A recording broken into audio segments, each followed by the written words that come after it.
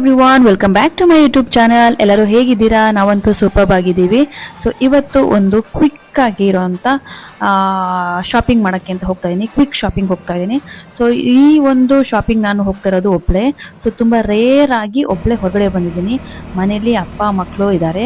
So quick shopping ಅಂತ ಬಂದಿದ್ದೀನಿ. ಅಮ್ಮಂದರಿಗೆ ಗೊತ್ತಿರುತ್ತೆ, ಚಿಕ್ಕ ಶಾಪಿಂಗ್ ಕೂಡ ಒಂಥರ ದೊಡ್ಡ ಮಿಷನ್ ಥರ ಅನಿಸುತ್ತೆ ಮಕ್ಕಳಿರೋವಾಗ ನಮಗೆ. ಸೊ ಅದು ಕೂಡ ಚಿಕ್ಕ ಮಕ್ಕಳಿರೋವಾಗ. ಸೊ 10 ಮಿನಿಟ್ಸ್ ಅಂತ ಹೊರಗಡೆ ಅಂತ ಹೋಗ್ಬಿಟ್ಟು ಬರೋಣ ಅಂತ ಅಂದ್ಕೊಂಡ್ರೆ ಈ ಬ್ಯಾಂಗ್ಳೂರು ಟ್ರಾಫಿಕಲ್ಲಿ ಹಾಫ್ ಆನ್ ಅವರ್ ಆಗೋಗ್ಬಿಡುತ್ತೆ. ಸೊ ಬ್ಯಾಂಗ್ಳೂರಲ್ಲಿ ಇರೋರಿಗೆ ಗೊತ್ತಿರುತ್ತೆ. ಸೊ ಇವಾಗ ನಾನು ಆಟೋದಲ್ಲಿ ಹೋಗ್ತಾ ಇದ್ದೀನಿ. ಒಬ್ಬಳೇ ಹೊರಗಡೆ ಬಂದರೆ ನಮಗೆ ಏನೋ ಒಂಥರ ಫ್ರೀಯಾಗಿ ಫೀಲ್ ಆಗುತ್ತೆ. ಆದರೆ ಮನಸ್ಸು ಮಾತ್ರ ಮನೇಲೇ ಇರುತ್ತೆ, ಮಕ್ಕಳೇನು ಮಾಡ್ತಾ ಇದ್ದಾರಾ ಅಂಥೇಳಿ. ಸೊ ನಾನಿವಾಗ ಈ ಜಾಗನ ತೋರಿಸ್ತಾ ಇದ್ದೀನಿ. ನಾವು ಯಾವಾಗೂ 3 ಜನ ಹೋಗುವಾಗ ಅಕ್ಕಪಕ್ಕ ಇಬ್ಬರು ಕೂರ್ತಾಯಿದ್ರು.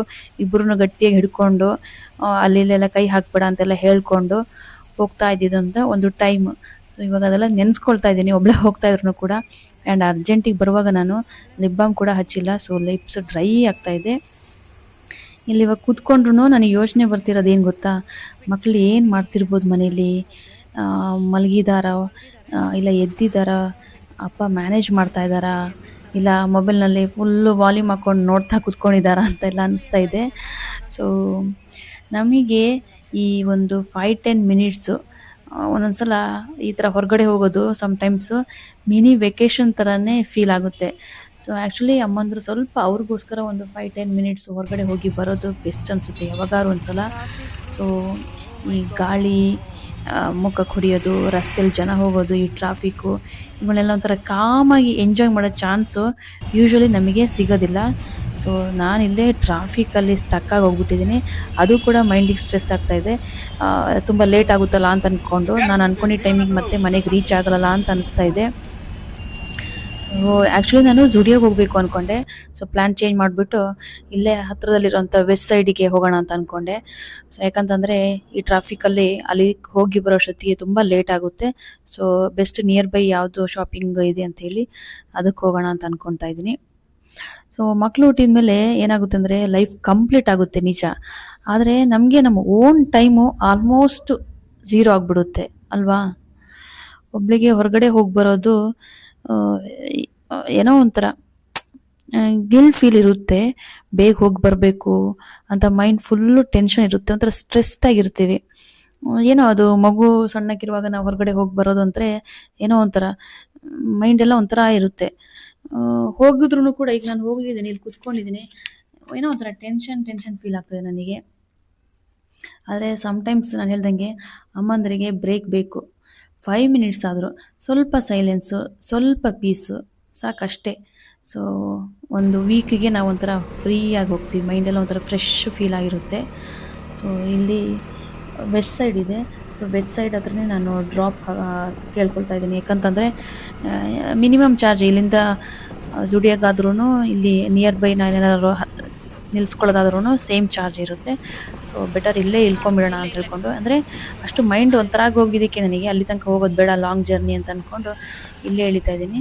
ಸೊ ವೆಸ್ಟ್ ಸೈಡ್ ನೋಡ್ಬೋದು, ಇದೆ ಯಲಹಂಕದಲ್ಲಿರೋದು ವೆಸ್ಟ್ ಸೈಡು. ಸೊ ನಾನಿವಾಗ ವೆಸ್ಟ್ ಸೈಡಿಗೆ ಎಂಟ್ರಿ ಆಗ್ತಾಯಿದ್ದೀನಿ. ಸೊ ಎಂಟ್ರಿ ಆದ ತಕ್ಷಣವೇ ಎಲ್ಲ ಲೇಡೀಸ್ ಕಲೆಕ್ಷನ್ಸ್ ಇದೆ. ವಾವ್ ಅಂತ ಅನಿಸ್ತಾ ಇದೆ. ಎಲ್ಲ ಸಮ್ಮರ್ ಕಲೆಕ್ಷನ್ಸು. ಸೊ ಆ್ಯಕ್ಚುಲಿ ಈ ಪ್ಲೇಸಲ್ಲಿ ಕಿಡ್ಸ್ ಕಲೆಕ್ಷನ್ಸ್ ಇತ್ತು.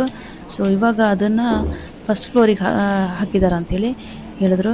ಸೊ ನಾನು ಫಸ್ಟ್ ಫ್ಲೋರಿಗೆ ಹೋಗೋಣ, ಎಸ್ಕಲೇಟ್ರ್ ಇದ್ರೂ ಕೂಡ ನಾನು ಏನು ಮಾಡ್ತಾಯಿದ್ದೀನಿ ನೋಡಿ, ನನ್ನ ಮೈಂಡ್ ಸ್ಟ್ರೆಸ್ ಆಗಿರೋದಕ್ಕೆ ಸ್ಟೆಪ್ಸಲ್ಲೇ ಹೋಗೋಣ, ಅದಕ್ಕಿಂತ ಫಾಸ್ಟಾಗಿ ನಾನೇ ನಡ್ಕೊಂಡು ಹೋಗ್ತೀನಿ ಅನ್ನೋ ಫೀಲಲ್ಲಿ ನಾನು ಹೋಗ್ತಾಯಿದ್ದೀನಿ. ವಾವ್, ನಾನು ಎಂಟ್ರಿ ಆದ ತಕ್ಷಣ ನನಗೆ ಈ ರೆಡ್ ಕಲರ್ ಫ್ರಾಕು ನನ್ನ ವೆಲ್ಕಮ್ ಮಾಡ್ತು. ತುಂಬ ಕ್ಯೂಟಾಗಿದೆಯಲ್ಲ. ಏನೋ ನನಗೆ ಈ ಗರ್ಲ್ಸ್ ಡ್ರೆಸ್ ನೋಡಿದ ತಕ್ಷಣ ಏನೋ ಒಂಥರ ಫೀಲ್ ಆಗೋಗ್ಬಿಡುತ್ತೆ, ಎಷ್ಟು ಸಖತ್ತಾಗಿದೆಯಲ್ಲ ಅಂತ ಅನಿಸುತ್ತೆ. ಬಟ್ ನನಗೆ ಆ ಶಾಪಿಂಗ್ ಮಾಡೋಕ್ಕೆ ಗರ್ಲ್ಸ್ ಡ್ರೆಸ್ ಅಲಕ್ಕಿಲ್ಲ ನನಗೆ. ಬಾಯ್ ಅಮ್ಮಂದ್ರಿಗೆ ಗೊತ್ತಿರುತ್ತೆ ಆ ಫೀಲ್ನ. ಬಾಯ್ಸ್ ಡ್ರೆಸ್ ಅಂತಂದರೆ ಅದೇ ಸೇಮ್ ಕಲರು, ಅದೇ ಪ್ಯಾಂಟ್ಸು, ಅದೇ ಶರ್ಟು, ಇಲ್ಲ ಟೀ ಶರ್ಟ್ ಹಾಕ್ಬೋದು, ಇಲ್ಲ ಜಾಕೆಟ್ಸ್ ಇರುತ್ತೆ. ಅಷ್ಟು ಬಿಟ್ಟರೆ ಏನು ಡಿಫ್ರೆಂಟ್ ಆಗಿರಲ್ಲ, ಕಲರ್ಸ್ ಏನೋ ಒಂಥರ. ಸೊ ಸಮ್ಮರ್ ಕಲೆಕ್ಷನ್ಸ್ ಆಗಿರೋದಕ್ಕೆ ಎಲ್ಲ ಲೈಟ್ ಕಲರ್ಸ್ ಕ್ಲಾತ್ಸ್ಗಳೇ ಬಂದಿದ್ದಾವೆ. ಸೊ ಟೀ ಶರ್ಟ್ಸ್ಗಳು ನೋಡ್ತಾ ಇದ್ದರೆ ಕಣ್ಣು ಮತ್ತೆ ಈ ಕಡೆ ಹೋಗ್ತಾ ಇದೆ. ಗರ್ಲ್ಸ್ ಡ್ರೆಸ್ ಎಷ್ಟು ಕ್ಯೂಟ್ ಆಗಿದೆಯಲ್ಲ, ಈ ಡ್ರೆಸ್ ನೋಡಿದ್ರೆ ತೊಗೊಂಬಿಡೋಣ ಅಂತ ಅನಿಸ್ತಾ ಇದೆ. ಬಟ್ ತುಂಬ ಕಾಸ್ಟ್ಲಿ ಇದೆ. ರೇಟ್ ಎಲ್ಲ 999, 799. ಆ್ಯಂಡ್ ಈ ಕಡೆ ಬಂದುಬಿಟ್ರೆ T shirts and trouser shorts ಅದೇ. ಸೊ ಈ ಟಿ ಶರ್ಟ್ಸ್ಗಳೆಲ್ಲ 399 ನೋಡಿ. ಇದೊಂದು ಶರ್ಟೇ ಬಂದುಬಿಟ್ಟು 999, 799 ಎಲ್ಲ ಇದೆ. ಆ್ಯಂಡ್ ಗರ್ಲ್ಸ್ ಡ್ರೆಸ್ ನನಗೇನೋ ತುಂಬ ಖುಷಿ ಅನಿಸುತ್ತಪ್ಪ ನೋಡ್ತಾ ಇದ್ರೆ. ತುಂಬ ಕ್ಯೂಟಾಗಿದೆ ಅಂತ ಅನಿಸುತ್ತೆ. ನಿಮಗೂ ಯಾರಿಗಾರು ಈ ಥರ ಅಮ್ಮಂದರು, ಸ್ಪೆಷಲಿ ಬಾಯ್ಸ್ ಮಮ್ಮ ಇದ್ದರೆ ಶಾಪಿಂಗ್ ಅಂತ ಹೋದಾಗ ಗರ್ಲ್ಸ್ ಡ್ರೆಸ್ ಕಡೆ ನಿಮ್ಮ ಲುಕ್ಕು ಕೂಡ ಹೋಗುತ್ತಾ ಅಂತ ಕಮೆಂಟ್ ಮಾಡಿ ನನಗೆ. ಆ್ಯಂಡ್ ಇದು ಜೋಶಿಗೆ ಚೆನ್ನಾಗಿ ಅನಿಸ್ತು ನನಗೆ. ಬಟ್ ಏನಂದರೆ ಇದು ರಾಂಪರ್ ಥರ ಏನೋ ಅಲ್ವಾ, ಸೊ ಯಾವಾಗ ಹಾಕೋದು ತೆಗೆಯೋದು ಸ್ವಲ್ಪ ಡಿಫಿಕಲ್ಟ್ ಅನಿಸುತ್ತೆ. ಸೊ ಹಾಗಾಗಿ ಬೇಡ ಅಂದ್ಕೊಂಡೆ. ಆ್ಯಂಡ್ ಪಕ್ಕದಲ್ಲೇ ಮತ್ತೆ ಬೇಬಿ ಗರ್ಲ್ ಡ್ರೆಸ್ಗಳೆಲ್ಲ ಇಟ್ಟಿದ್ದಾರೆ. ಆ್ಯಂಡ್ ನಾನು ಒಂದೆರಡು ಡ್ರೆಸ್ ಶರ್ಟ್ಸ್ಗಳನ್ನ ಸೆಲೆಕ್ಟ್ ಮಾಡಿಕೊಂಡು ಬರ್ತಾಯಿದ್ದೀನಿ. ಆ್ಯಂಡ್ ಬರುವಾಗ ನನಗೂ ಒಂದೆರಡು ನೋಡೋಣ ಅಂದ್ಕೊಂಡೆ, ಸಮ್ಮರ್ ಕಲೆಕ್ಷನ್ಸ್ ಇತ್ತಲ್ವ. ಸೊ ಇದನ್ನು ನೋಡಿದಾಗ ಥರ ಚೆನ್ನಾಗಿ ಅನಿಸ್ತು. ಬಟ್ ಹಾಕಿದಾಗ ನನಗೇನು ಅಷ್ಟೊಂದು ಅನಿಸಿಲ್ಲ. ಅಷ್ಟೊತ್ತಿಗೆ ಒಂದು ಮೆಸೇಜ್ ಬಂತು ಮನೆಯಿಂದ. ಸೊ ಅದು ನೋಡಿದ ತಕ್ಷಣ ನನ್ನ ಮೈಂಡೆಲ್ಲ ಒಂಥರ ಡೈವರ್ಟ್ ಆಯಿತು, ಬೇಗ ಹೋಗಬೇಕು ಅಂಥೇಳಿ. ಸೊ ಶಾಪಿಂಗ್ ಮಾಡಿಕೊಂಡು ಬಂದೆ. ಹೊರಗಡೆ ಬಂದರೆ ಈ ಜಾಕ್ ಫ್ರೂಟ್ ಇಟ್ಟಿದ್ರು. ನನಗೆ ಜಾಕ್ ಫ್ರೂಟ್ ತುಂಬ ಫೇವ್ರೇಟು. ಸೊ ಪೇಪರಲ್ಲೇ ಕವರ್ ಮಾಡಿಕೊಡ್ತಾ ಇದ್ದಾರೆ. ಆ್ಯಂಡ್ ನಾನು ತುಂಬ ವೆಯ್ಟ್ ಮಾಡಿದೆ ರಿಟರ್ನ್ ಬರುವಾಗ ಬಸ್ಸಿಗೆ, ಕ್ಯಾಬಿಗೆಲ್ಲ. ತುಂಬ ಟ್ರಾಫಿಕ್ ಪೀಕ್ ಅವರ್ಸ್ ಆಗಿರೋದ್ರಿಂದ ಯಾವುದೂ ಸಿಕ್ಕಿಲ್ಲ. ಸೊ ನಾನು ಇನ್ನೂ ವೆಯ್ಟ್ ಮಾಡೋಕ್ಕಾಗಿಲ್ಲ. ಹಾಗಾಗಿ ಓಲಾ ಬೈಕ್ ಬುಕ್ ಮಾಡ್ಕೊಂಡು ಬಂದೆ. ಹೆಲ್ಮೆಟ್ ಅವರೇ ಕೊಟ್ಟಿದ್ದಾರೆ ನಾನು. ಆ್ಯಂಡ್ ಅದು ಬೈಕಲ್ಲಿ ಕುತ್ಕೊಳ್ಳುವಾಗ ಅಷ್ಟು ಕಂಫರ್ಟ್ ಅನಿಸಿಲ್ಲ ನನಗೆ. ಯಾಕಂದರೆ ತುಂಬ ಸ್ಪೀಡಲ್ಲಿ ಹೋಗ್ತಾ ಇರ್ತಾರೆ, ಹಿಂಗೆ ಕೈ ಇಟ್ಕೊಂಡು. ಅದಕ್ಕೆ ಸ್ವಲ್ಪ ದೂರದಲ್ಲೇ ಡ್ರಾಪ್ ಕೇಳಿಕೊಂಡು ಅಲ್ಲಿಂದ ನಡ್ಕೊಂಡು ಮನೆಗೆ ಬರ್ತಾಯಿದ್ದೀನಿ. ಒಂದೊಂದು ಸಲ ಏನು ಅನಿಸುತ್ತೆ ಅಂದರೆ, ಮಕ್ಕಳು ಇಲ್ದಿರೋ ಲೈಫ್ ಹೇಗಿರುತ್ತೆ ಅಂತ ಅನಿಸುತ್ತೆ. ಆದರೆ ನೆಕ್ಸ್ಟ್ ಸೆಕೆಂಡಿಗೆ ಅವ್ರ ಫೇಸ್ ನೆನಪಾಗ್ಬಿಡುತ್ತೆ. ಲೈಫ್ ಎಷ್ಟೇ ಬ್ಯುಸಿ ಇದ್ದರೂ, ನಾಯ್ಸ್ ಇದ್ದರೂ ಅದೇ ನಮ್ಮ ಹ್ಯಾಪಿನೆಸ್ ಅಲ್ವಾ. ಮಕ್ಳ ಗಲಾಟೆ ಎಷ್ಟೇ ಇದ್ದರೂ ನಮಗೆ ಅದೇ ಒಂಥರ ಹ್ಯಾಪಿನೆಸ್ಸು. ಮನೆಗೆ ಹೋಗಿ ಮಮ್ಮ ಬಂದ್ರಾ ಅಂತ ಕೂಗೋ ಸೌಂಡ್ ಕೇಳಬೇಕು, ಅದೇ ಬಿಗ್ಗೆಸ್ಟ್ ರಿವಾರ್ಡು. ಸೊ ಅಲ್ಲಿಂದ ನೋಡ್ತಾ ಇದ್ದಾರೆ, ನೋಡೋಣ ಹೇಗೆ ರಿಯಾಕ್ಟ್ ಮಾಡ್ತಾರೆ ಅಂತೇಳಿ.